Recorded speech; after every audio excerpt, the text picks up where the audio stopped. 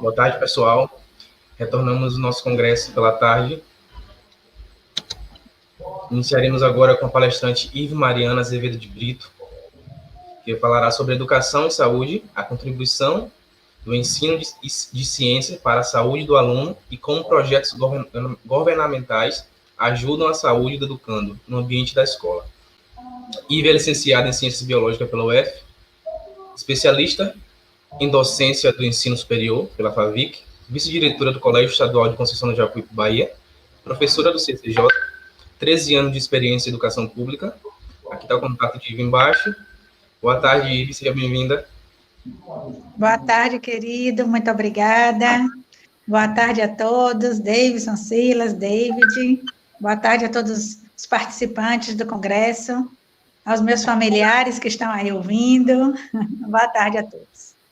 Então é um prazer ter a senhora aqui com a gente nessa tarde para darmos início ao último dia de apresentação desse evento, tá? Muito obrigado por sua participação. Eu que agradeço. Então, o slide tudo ok aqui, podemos começar, certo? Aí a senhora vai falando, como a gente está compartilhando aqui, a senhora vai falando no momento da gente trocar o slide, tá? Tá bom. Eu vou lendo aqui também, e aí eu vou falando com vocês. Pronto. Ok.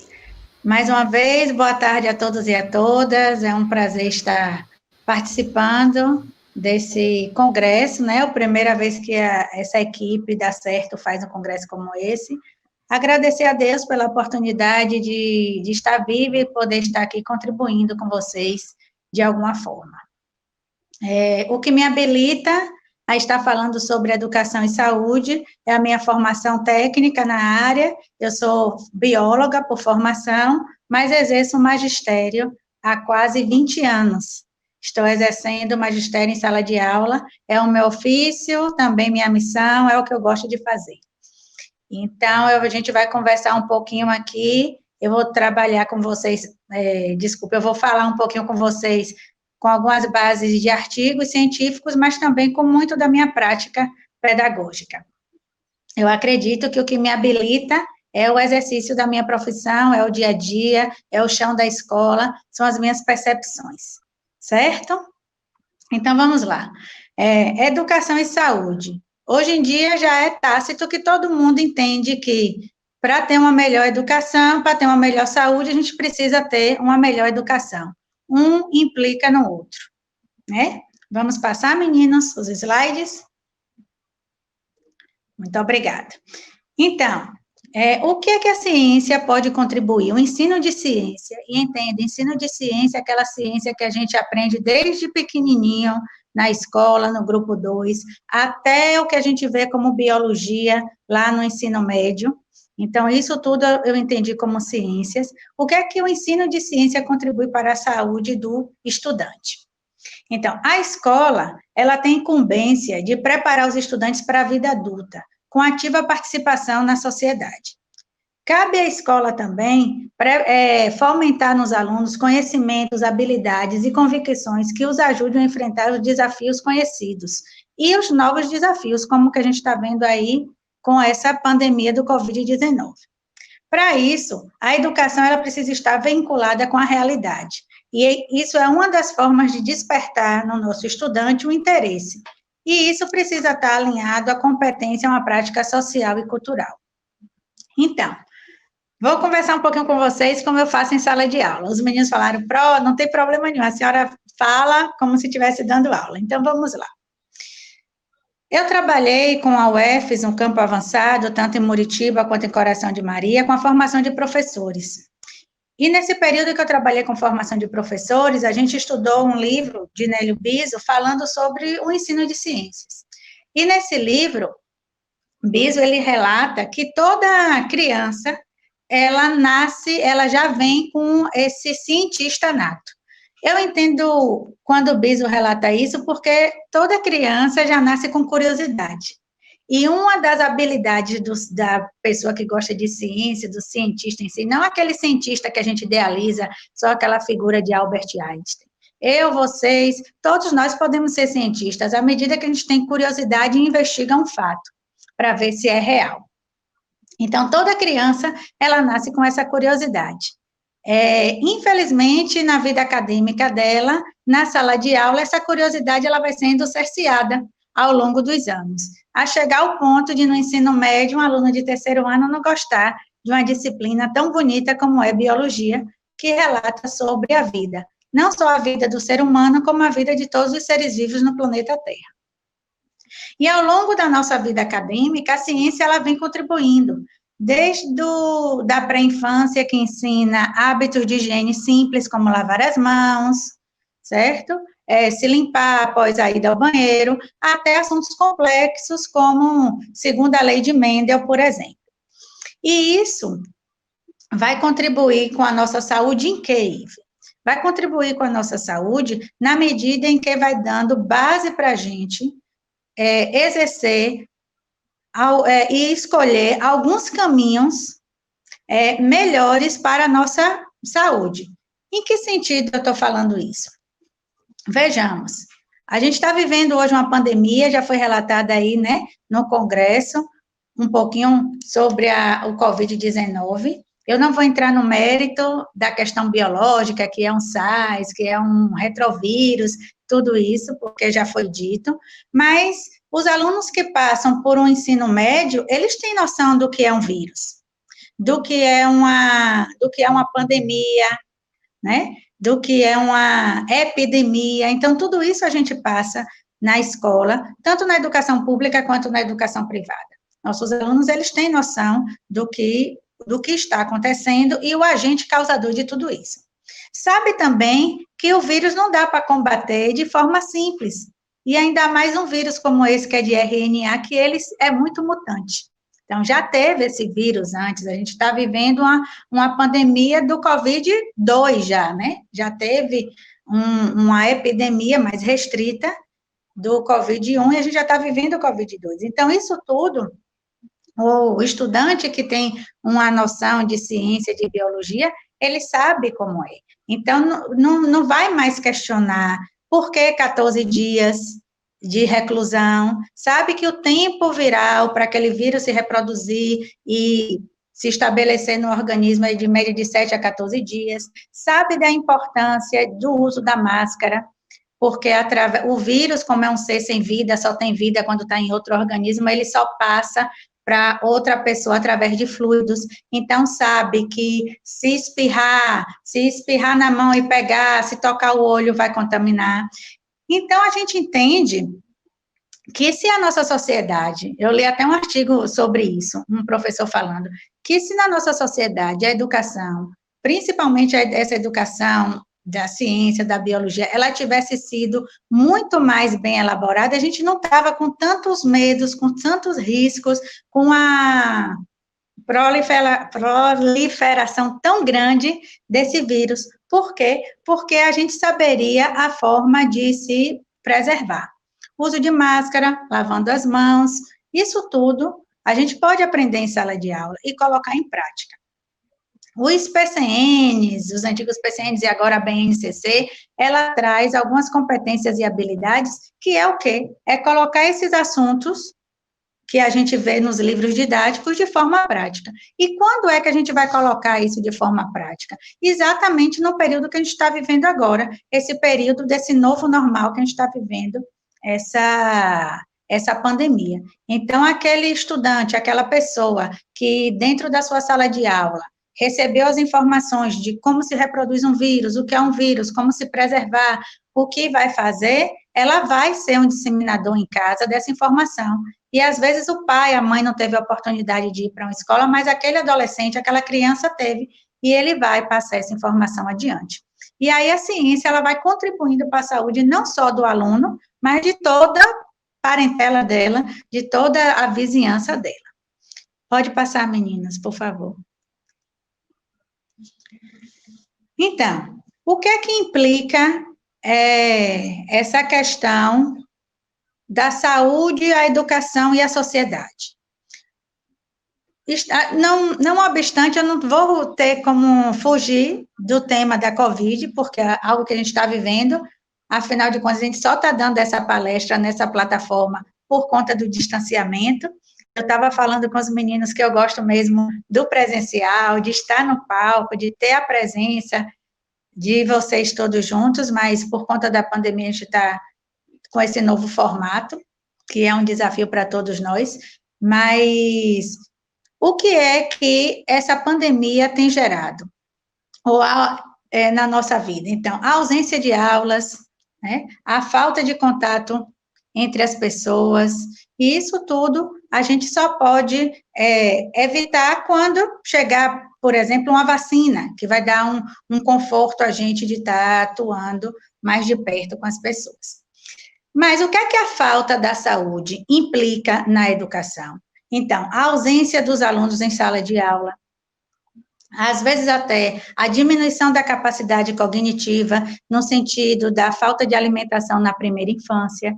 Então, aqueles estudantes que não tiveram a oportunidade de se alimentar de proteínas de 1 até os 8 anos de idade, eles chegam na fase de adolescente e no ensino médio, por exemplo, com uma perda cognitiva significativa, certo?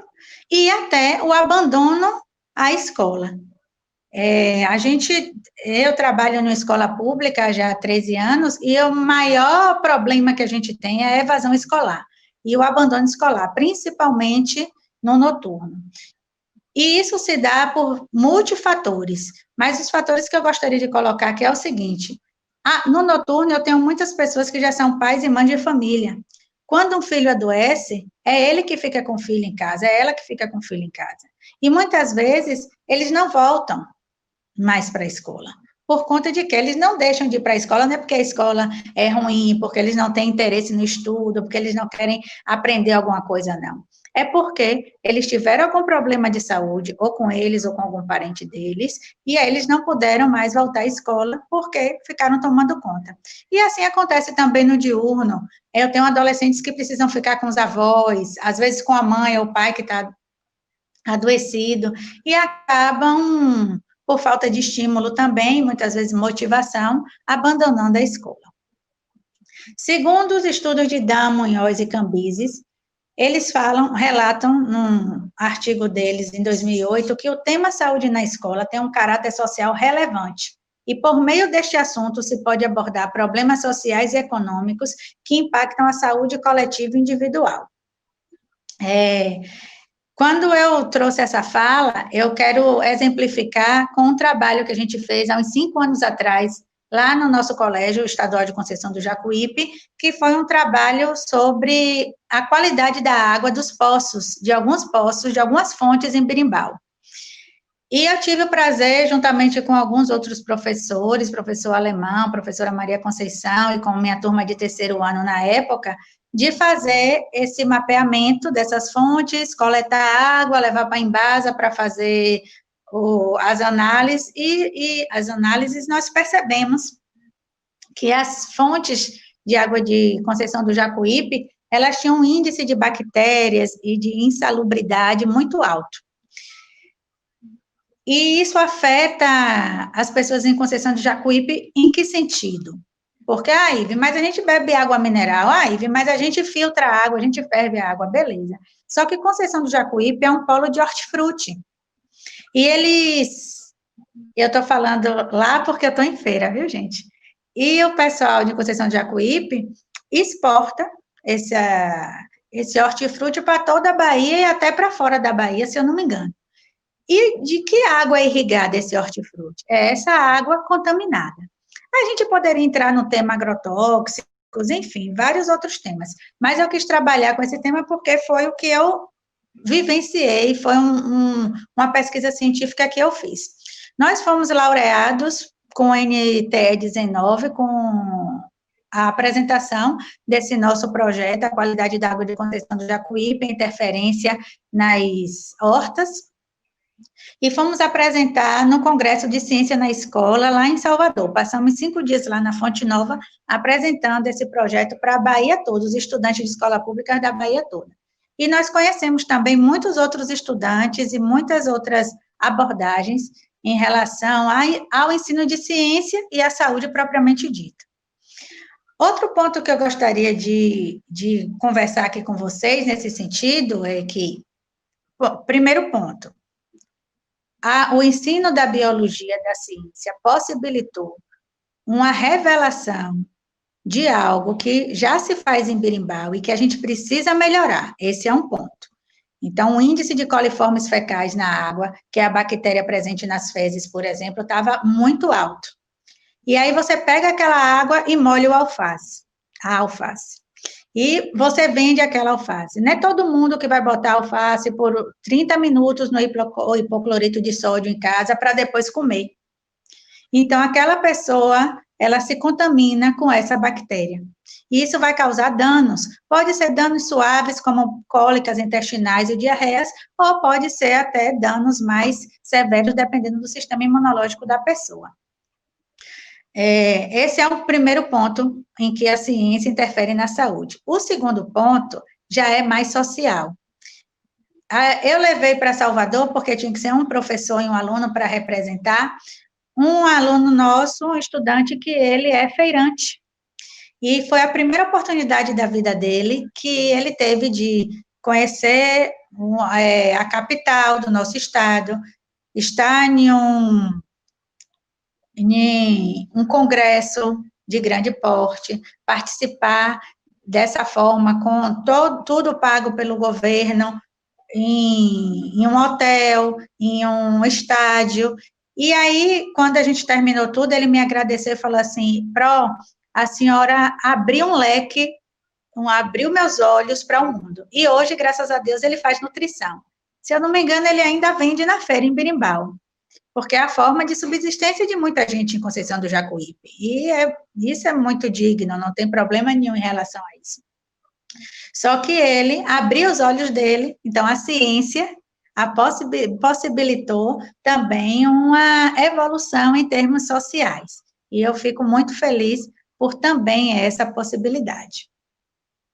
A educação em saúde pode ser uma forma de engajar a direção, os professores, os alunos e seus responsáveis para a solução de problemas que afetam a escola e extravasam a sociedade.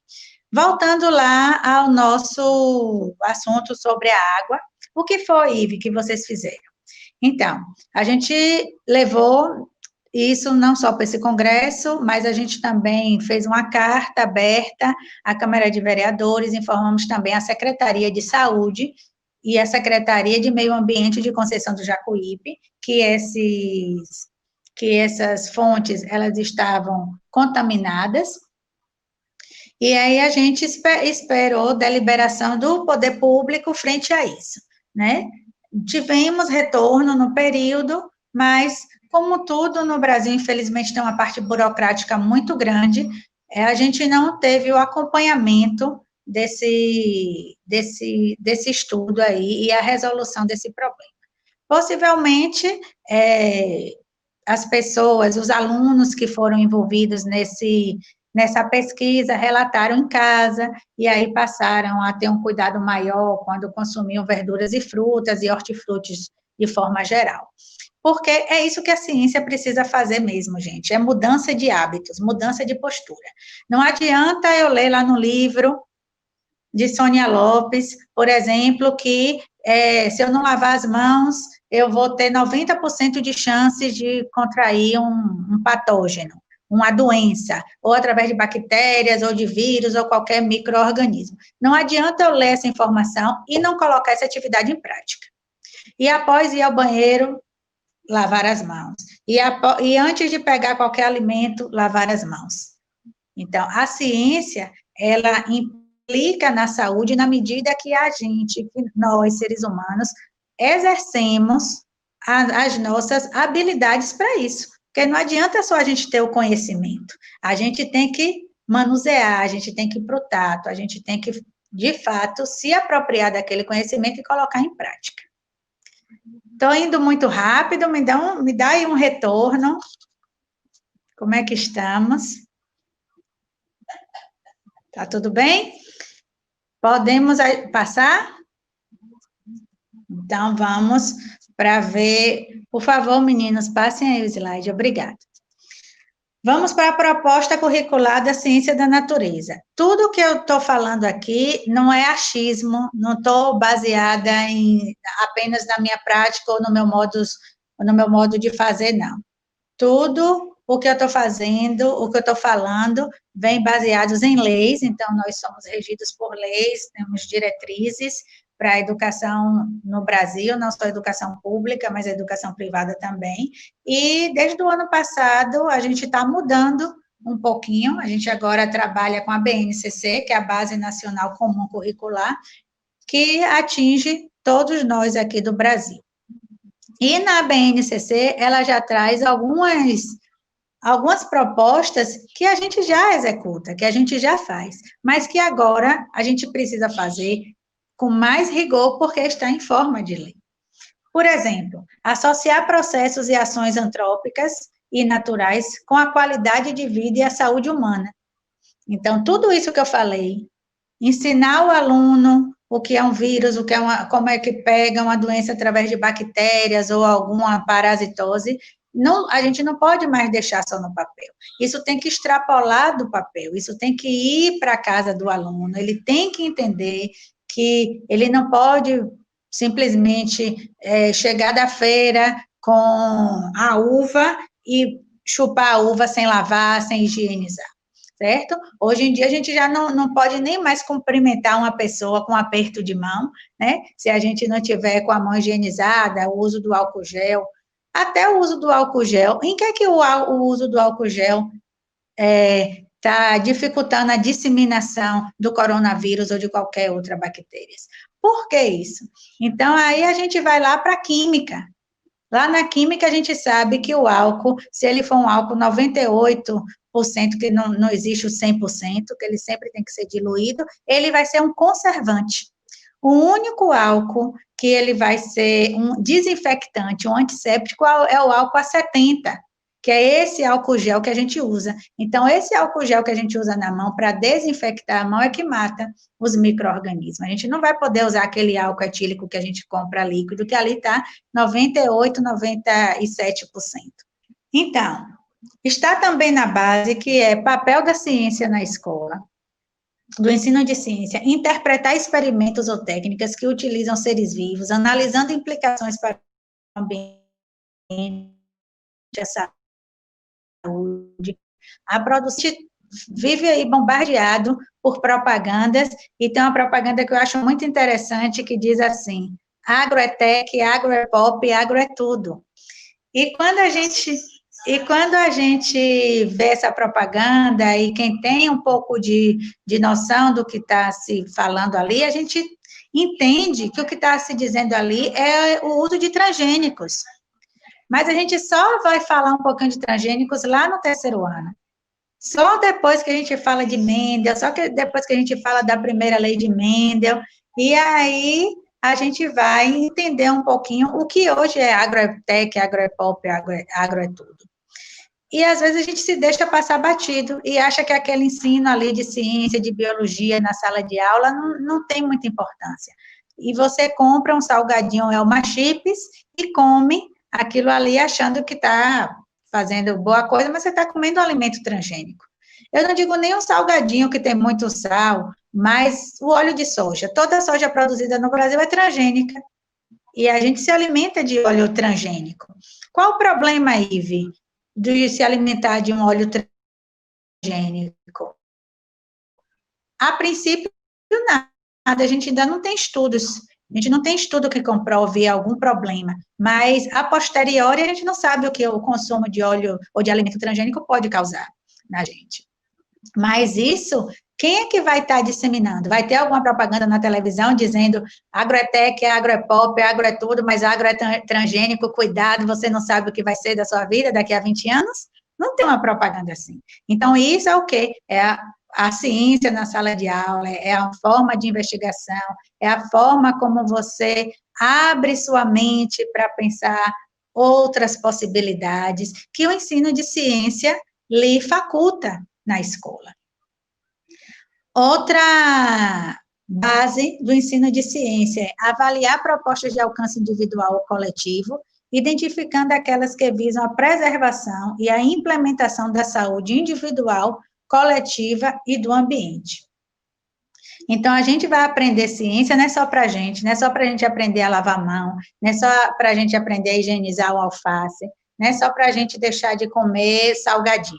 A gente precisa aprender ciência para modificar o nosso ambiente ao redor, levar para os nossos familiares, para o nosso entorno, para o nosso bairro, a nossa cidade, o nosso país. Isso a gente aplica como no consumo de água. Aí a gente fala, apague a luz, que vai acabar a água do mundo. Oh, o que é que a luz tem a ver com água? Aí você volta lá na física, lembra das usinas hidrelétricas, na geração de energia. O Brasil, um país continental, a maior parte da energia do Brasil ainda é movida à água. A gente poderia já estar com energia solar, energia eólica, mas a nossa energia é tão cara ainda, por quê? Porque ela ainda precisa de movimentos, de muita água para gerar essa energia. E aí, Ive, como é que a gente articula tudo isso? Vocês têm, desde 2 aninhos de idade, a ciência como uma disciplina curricular. E é isso que a ciência precisa estar ali capacitando. A BNCC, hoje em dia, ela pede para que todos os assuntos elas sejam revistos em forma de espiral. Então, a gente vê lá pequenininho, o que é a hidrelétrica, o que é a água. Aí chega lá no 2º, 3º ano em física, você vê o que é luz, que ela é formada por ondas, e é uma energia, e tarará. Então, a gente vai conhecendo tudo em forma espiral, e isso tudo vai fazendo sentido na nossa cabeça. Mas isso é para ficar só no livro? Não, isso é para vir para a vida prática. Isso é para a gente entender que economia de água não só é fechar a torneira, mas é também desligar a luz. Que economia de água não só é não lavar o carro com água aberta o tempo todo, isso também é economia de água, mas é economia de água também você colocar 1 litro de embalagem de refrigerante com água dentro da sua descarga, porque ali você vai diminuir o volume de água, e você vai economizar água a cada descarga que você dá. Então, a ciência, ela precisa lhe capacitar para a sua vida prática, para você melhorar não só a sua saúde física, mas também a psicológica, o seu meio, o meio ambiente em que você vive. É para isso que a ciência serve. Pode passar, meninos, por favor. Mas eu sempre gosto de mostrar os 2 lados da moeda, né? Então, eu trouxe aí para vocês um estudo de Adriana Mor, da Universidade Federal de Santa Catarina, que a gente questiona isso. Que ela questiona isso.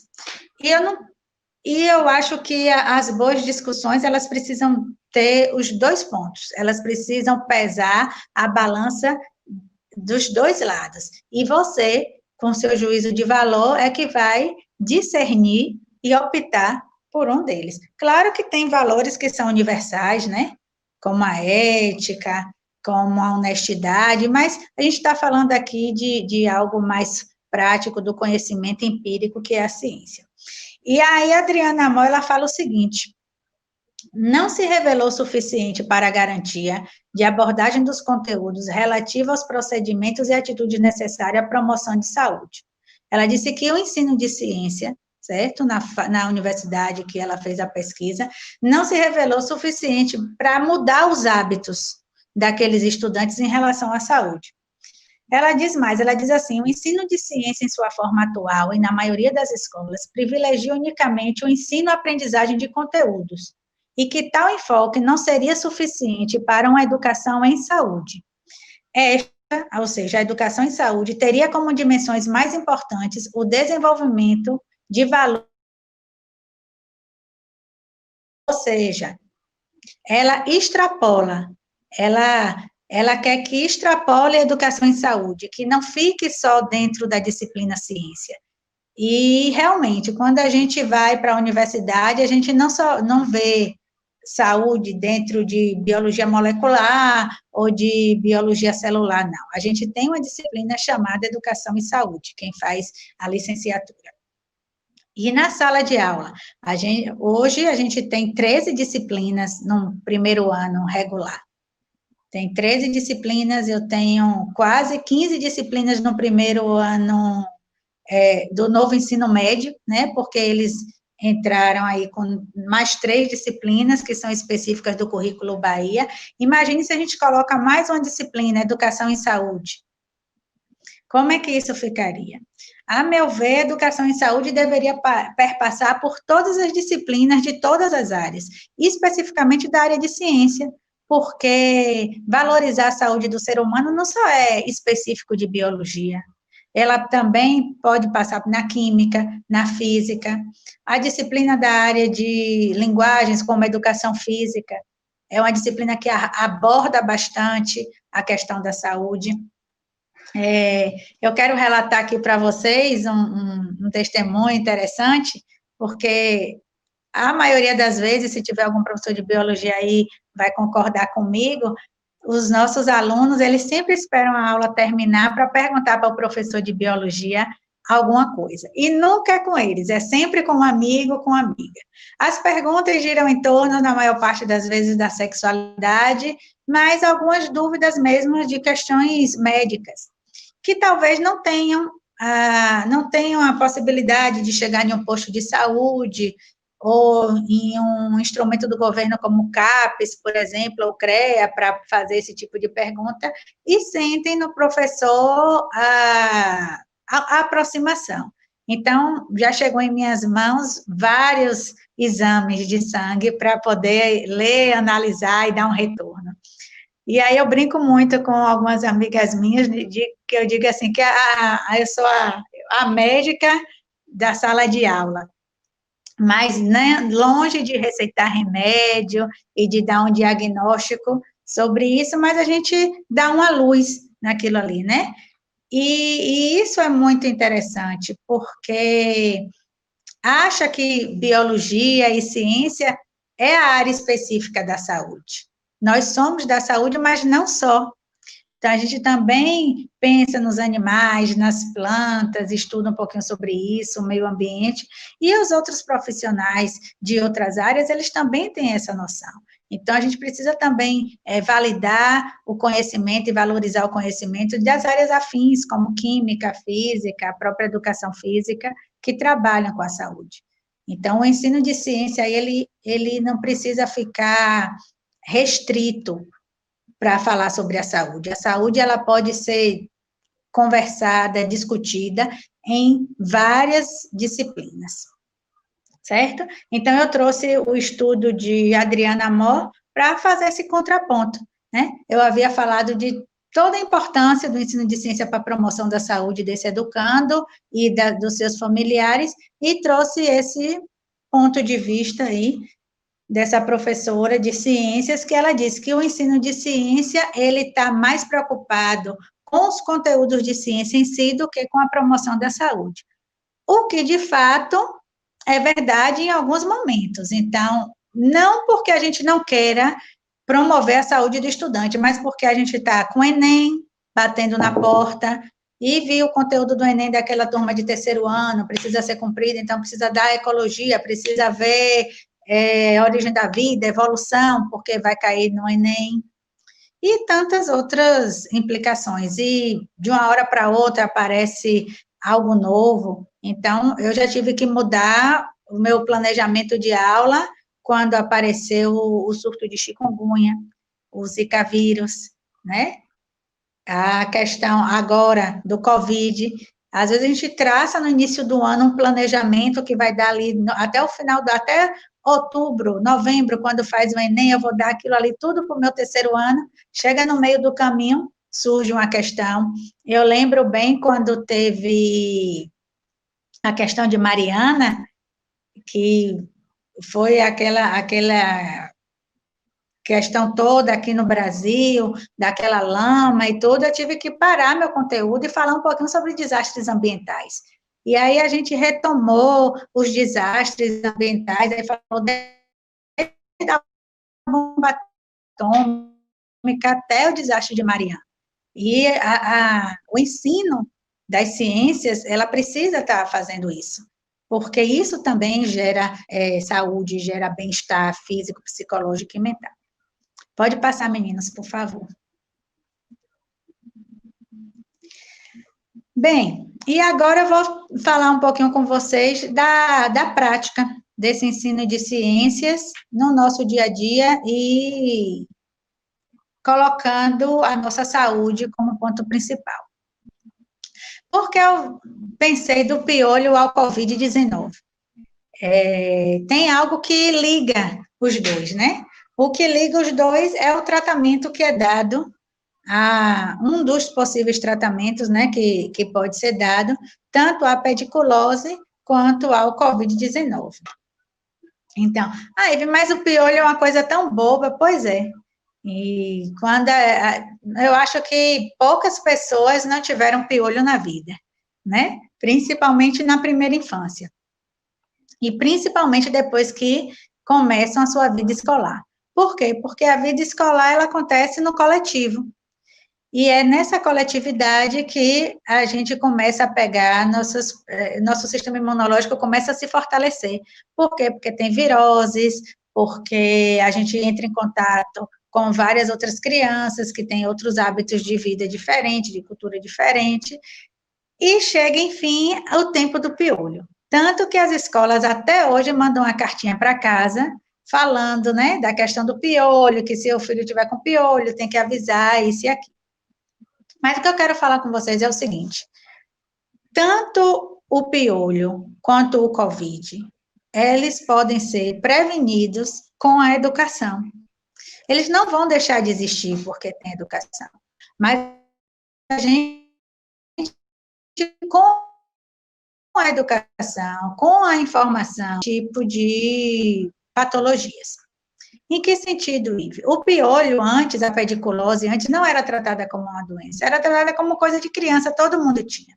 E hoje já é uma doença com CID, certo?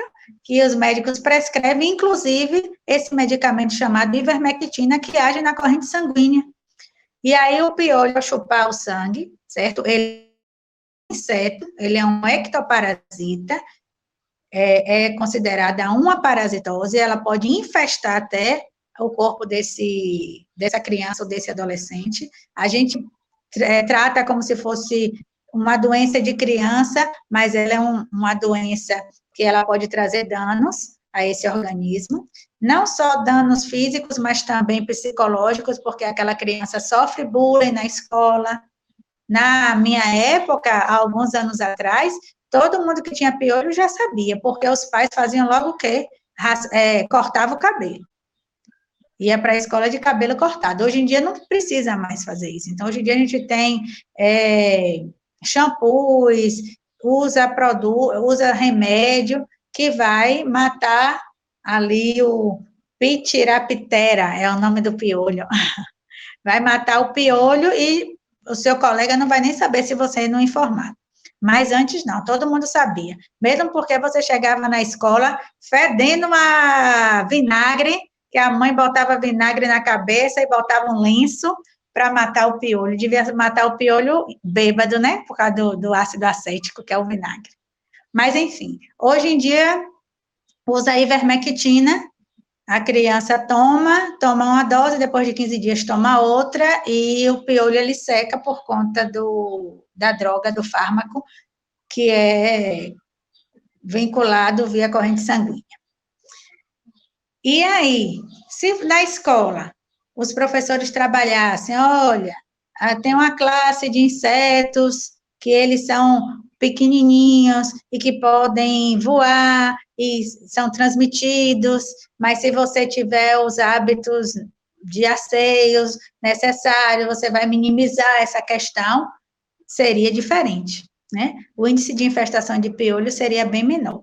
A gente falou de algo corriqueiro e até engraçado como o piolho, mas agora a gente vai pular para algo que a gente tem acompanhado em tempo real durante o 2020, desde que o primeiro caso surgiu lá em Wuhan.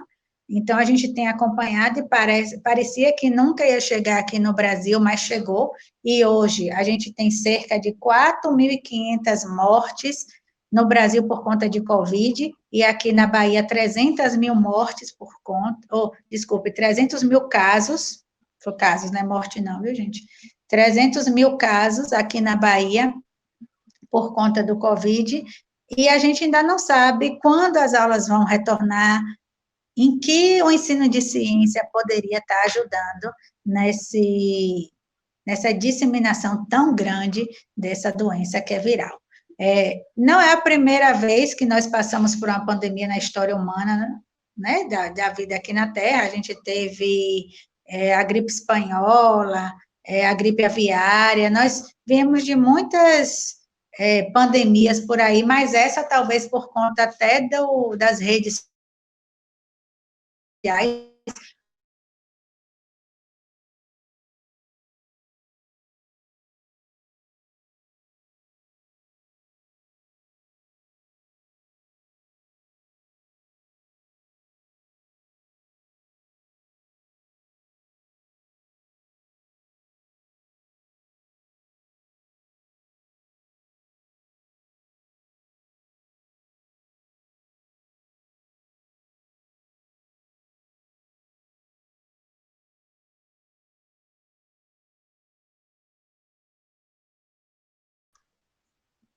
Marques, teu celular, amor.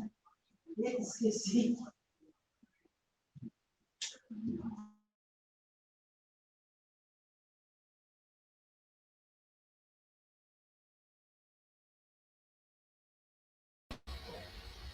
Ive, consegue me ouvir?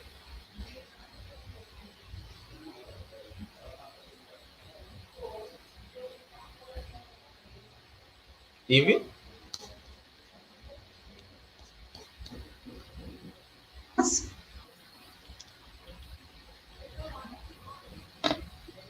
Ive? Houve uma queda, não foi? Isso, voltou. Caímos. Eu já estou falando demais, gente. Me freia aí. Parei em quê? Vocês ouviram até onde?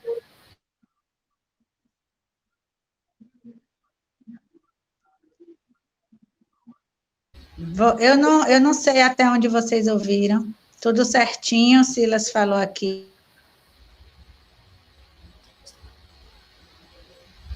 Ele caiu de novo.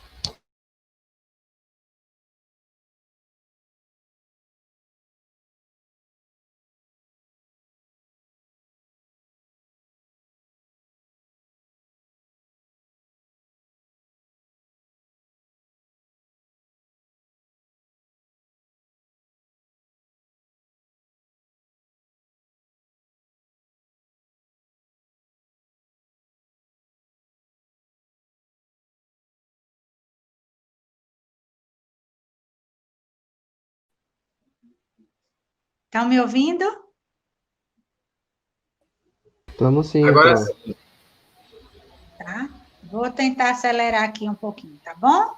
Você tinha parado falando que não é a primeira pandemia que a gente está enfrentando. Sim, tá. Sobre o estudo de ciência nas escolas.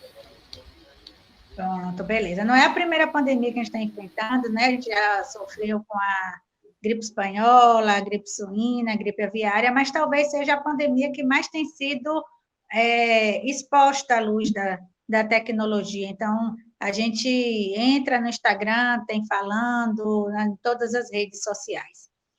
E a ciência, ela pode estar nos ajudando no sentido de estar nos capacitando, dizendo o que é o coronavírus, né? Como eu já tinha dito no começo, que é um vírus, que ele se multiplica muito rapidamente, que a gente precisa ter o cuidado com o contágio, a contaminação. E é nesse sentido que eu quis fazer esse pulo aí do piolho ao Covid-19, e tem algo que liga os dois, que é o tratamento. Então, um dos possíveis tratamentos do Covid é o uso de ivermectina. Ainda nada foi cientificamente comprovado aqui no Brasil, mas algumas pessoas que fizeram uso dessa droga conseguiram ou não se contaminar, ou se contaminaram, foi mais fraco, foi mais brando, mas não tem nada certo científico em relação ao uso da ivermectina. Mas eu coloquei para ilustrar um pouquinho de tudo isso aí que eu estou falando. Vamos falar um pouquinho agora sobre a questão das vacinas. Então, a vacina é um outro... Pode passar, meninos, por favor. A vacina é um outro ponto interessante quando fala do ensino de ciências e a saúde, porque eu lembro quando o governo lançou a campanha da vacinação do HPV e da meningite, que são doenças, a princípio, consideradas como DST, para adolescentes de 9 a 14 anos, meninas, e os meninos de 11 a 14 anos. E aí houve muita discussão, falando, como é que eu vou levar minha filha com 9 anos para tomar uma vacina contra um vírus que só se pega se a pessoa tiver relação sexual. No campo de vacinação, nós aqui no Brasil temos uma campanha de vacinação espetacular, não é puxando o saco disso, do governo, não é mesmo, é porque nós realmente temos uma campanha de vacinação muito importante. Nós recebemos gratuitamente, em forma de calendário anual, vacinas que, se a gente fosse pagar, seriam mais de, seguramente, 50 mil reais. Quem vai, um adulto como eu, que queira tomar a vacina do HPV, são 3 doses, uma dose é 300 reais. E o Ministério da Saúde, ele vincula, eles distribuem essas doses para crianças e adolescentes, meninas de 9 a 14 anos e menino, ampliou esse ano, viu, gente, essa idade, de 11 a 14 anos, um tipo de vacinação que ele faz o quê?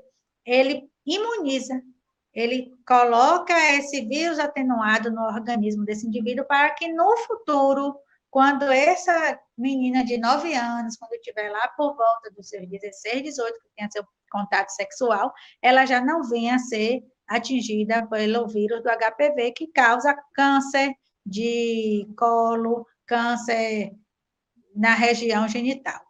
E algumas pessoas, algumas mães, alguns pais, se negaram a levar os filhos e dar aos filhos essa vacina. E isso é falta de quê, gente? Isso é falta de informação. Talvez, se a gente trabalhasse mais em sala de aula, a importância, o que é uma vacina, a criança, desde os 8 anos, ela aprende o que é vacina. A gente vai trabalhando ao longo do ensino fundamental 1 e 2, do ensino médio, que é vacina, mas muitas vezes ele chega com 14 anos, mas não vou tomar vacina nenhuma. A gente está aí em vias de chegar a vacina do Covid e muita gente está dizendo, eu não vou tomar essa vacina. Às vezes não sabe nem o que é uma vacina, para que serve, como é que ela atua no nosso organismo, né? Aí eu quis trazer também essa informação para ilustrar aonde o ensino de ciência pode estar interferindo na nossa saúde e até que ponto o ensino de ciência, a apropriação desse ensino, desse conhecimento, dessa habilidade, ela vai facilitar a nossa vida para promover a saúde, não só nossa, como dos nossos familiares e do nosso entorno. Meu tempo está bem curtinho agora, eu vou falar, pode passar, meninos, por favor. Eu vou falar um pouquinho, como eu já dei a deixa aí do governo, nosso calendário de vacinação é do governo federal, e nós somos um dos poucos países do mundo que temos vacinas gratuitas, certo? E que quem estiver me ouvindo, passe essa informação adiante, mães, pais, levem seus filhos para vacinar, é muito importante atualizar o calendário de vacina. Eu, enquanto gestora, porque eu estou gestora no momento, toda a matrícula ela só é feita mediante alguns documentos, e um desses documentos exigido é o calendário, é a caderneta de vacinação, porque a gente entende que se o aluno tiver vacinado, ele também está com a prevenção em dias. E o governo, ele coloca, o título da minha palestra também, né, ela perpassa por aí as ações do governo para a promoção da saúde no ambiente escolar. Então, a gente, quando fala em ambiente escolar, a gente não pode achar que só tem um ator. Então, a escola ela tem um ator principal, que são os nossos estudantes, mas eles têm os atores coadjuvantes, que são os professores, e tem toda a equipe de gestão, coordenação, os funcionários. Então, tudo isso faz parte do chão da escola e são importantes. E o governo, ele nos abraça nesse sentido do programa, de alguns programas, e agora nós temos um programa chamado, dentre outros, porque já tem um programa para trabalhar com a fala, e agora, especificamente, a gente está com um programa chamado Saúde do Professor, que é um programa de atenção à saúde, em que o governo disponibiliza uma equipe de psicólogos à distância, para que façam trabalhos com os professores em grupos e, se tiver necessidade, de forma individual. É uma forma de a educação está valorizando a saúde daquele profissional. Pode passar, meninos, por favor. Sei que meu tempo já está estouradinho aí. E nós temos um programa do governo federal, que é o programa Saúde na Escola, certo? Esse programa, ele já foi decretado desde 2007, então nós temos aí já um bom tempo com esse programa. Em algumas escolas, deveria estar acontecendo de forma coerente em todas as escolas, mas, infelizmente, por ações burocráticas, não acontece. Mas a gente teve a oportunidade lá no querido SEMEC, né, no Colégio Estadual de Conceição de Jacuípe, receber a equipe de saúde do município, porque é um programa que ele é federal, ele é estadual e também municipal. Então, a gente recebeu algumas pessoas, alguns profissionais que viram a caderneta de vacinação, a acuidade visual, a questão auditiva do aluno, e foi bem interessante, porque a gente descobriu alguns alunos que tinham problemas visuais, e aí fizemos os encaminhamentos. Eu lembro que, na época, os professores se juntaram e foram comprar o óculos, porque o aluno era carente, não tinha como, e é bastante interessante. Claro, tem os prós e os contras, tem pontos que devem ser melhorados. Não é toda escola que tem 1.500 alunos para que os funcionários do PSF façam essa avaliação. Então, quando elas chegaram lá na escola, que foram ver a imensidão que é a escola, tomaram assim um susto, um baque, porque é uma escola realmente de porte especial. Não é uma escola que tem 200 alunos e talvez em 2 semanas você faça acuidade visual, auditiva e temperatura dos alunos. É uma escola que ela demanda um pouquinho mais de tempo para essas questões, e a gente também se depara com a recusa dos alunos para fazer isso, com a recusa também daquele momento de sala de aula de tirar o aluno, o professor está dando ali uma matéria importante, e ele acha que não deve liberar o aluno naquele horário, o pessoal da secretaria só pode ir naquele horário. Então, a gente tem alguns embargos em relação a isso, mas existem esses programas que como é que eu posso dizer? Nos abraçam em relação à saúde. Pode passar, meninas. Eu estou tentando ser criteriosa aí com o horário. E é isso que eu tinha para falar para vocês, né? Da questão do ensino de ciência, que eu acredito mesmo que ele viabiliza e ele permite, ele capacita a promoção da saúde do indivíduo e dos seus familiares, e que o governo também ele não nos deixa desassistido nesse ponto em relação à escola. E a gente precisa perceber que a gente não vive mais sozinho, né, há muito tempo, que a gente precisa ter essa noção de que tudo que a gente faz aqui, pequenininho, vai interferir lá adiante. Isso está nas bases da hipótese Gaia, né, que vivemos em uma teia. E aí eu pego as palavras de Paulo Freire, que estaria fazendo aniversário essa semana, se estivesse vivo, 90 anos, e aí eu pego as palavras dele e digo o seguinte: ninguém educa ninguém, ninguém educa a si mesmo. Os homens se educam entre si, mediatizados pelo mundo. Então, não adianta a gente querer ficar sozinho, abrir um livro de ciência e sair por aí dizendo que se teve uma alfabetização científica que agora vai promover a nossa própria saúde, não. Isso são frutos de interações com os colegas, com os professores, com o mundo à nossa volta.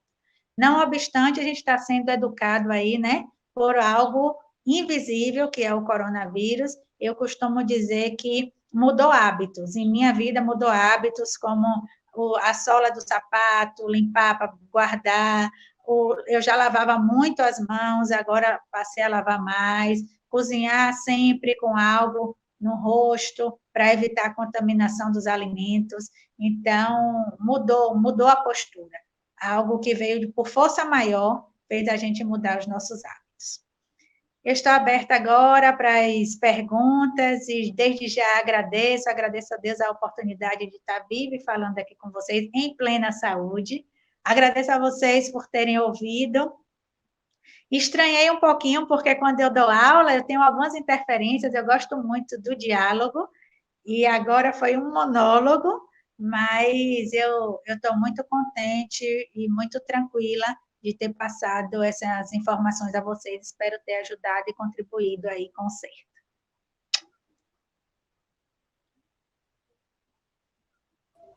É um grande prazer para a gente compartilhar esse momento, né, com você, né, num momento tão importante para a gente, né, que é o Consalde. Enquanto você estava falando, né, me vinha à mente, né, compartilhando essas reflexões, né, que é o trabalho da gente, o CEF também trabalha com isso, com essa descentralização do saber médico, né, que quando a gente fala em educação em saúde, né, muitas vezes as pessoas ainda têm essa ideia atrelada, né, do saber exclusivo da medicina, por exemplo.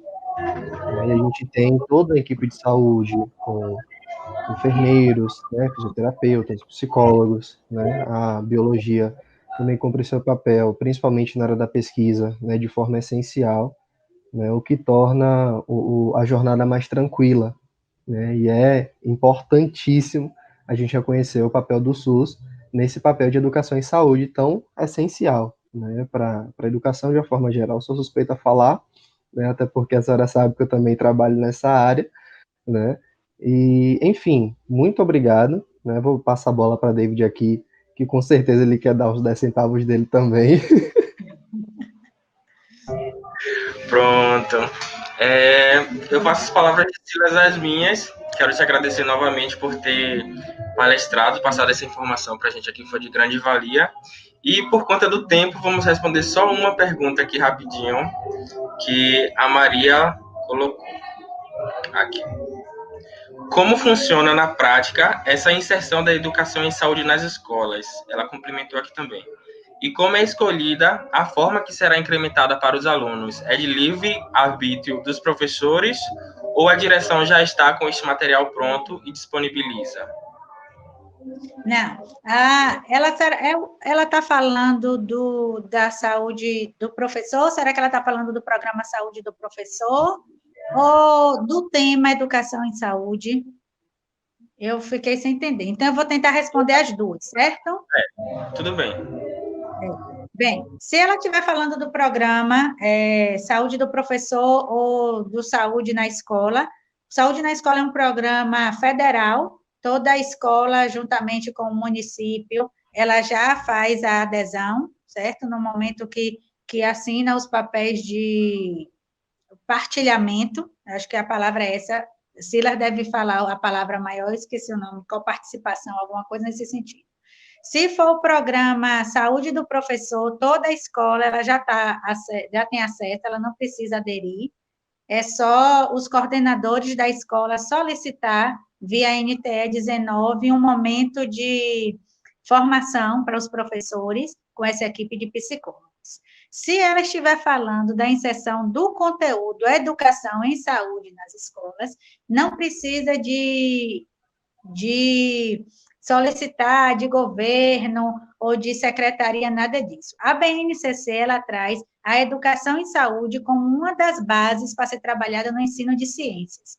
E agora eu posso responder também ela no sentido de como é que a gente pode fazer isso? Maria Helenita, como é que a gente pode inserir? Através de projetos interdisciplinares, certo? Então, à medida que a gente planeja um projeto que trabalhe com conteúdo de saúde, perpasse pelas disciplinas ou da área de ciências ou de todas as outras áreas, a gente está inserindo a educação em saúde nas escolas.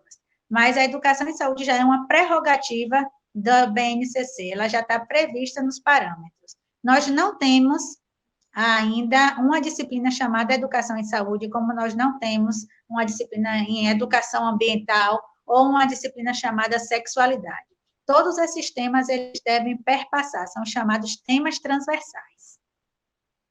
Eu acho, será que ela está satisfeita com a resposta? Eu acho que ficou.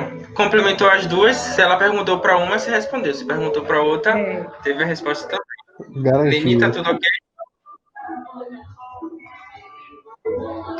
Eu acho que sim, deixa eu verificar. Ah, ela colocou um ok aqui. Show. Ela Obrigada, colocou... Elenita, pela sua participação. Elenita era o nome de uma professora minha da UFES, a minha professora de TCC, eu amava. Hoje está em Minas Gerais.